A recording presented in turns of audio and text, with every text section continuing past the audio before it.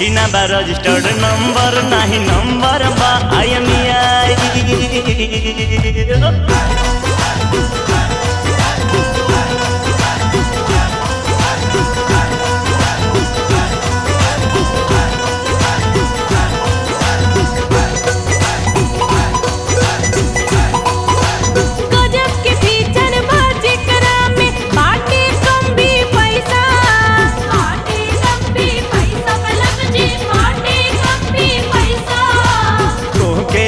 बतलाई गोरी ओ में पेच बकैसा, ओ में पेच बकैसा गोरी ओ में पेच बकैसा।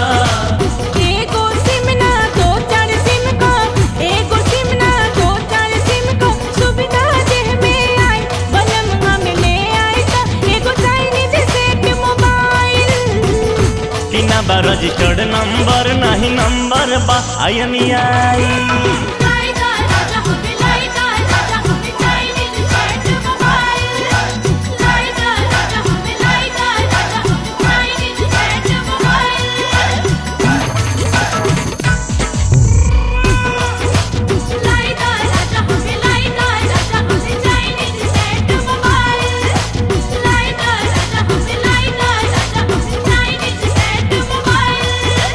कब जाने शिमला के हो जाई कहिए से सुनाता, कहिए से सुनाता धनिया कहिए से सुनाता।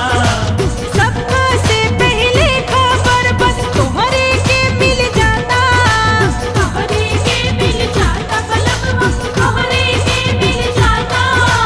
का बतलाई हम तोहरा के, का बतलाई हम तोहरा के कैसे के समझाई कि ना बा रजिस्टर्ड नंबर नहीं नंबर बा IMEI। बलम हम ले आई तो एगो Chinese set mobile.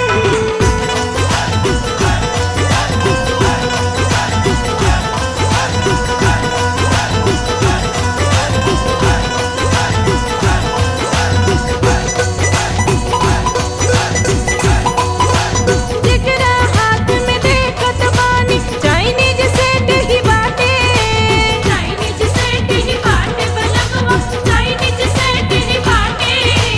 Bhim Singh तहारी हो गईलन तोहरा के समझा के, तोहरा के समझा के हो गोरिया तोहरा के समझा के।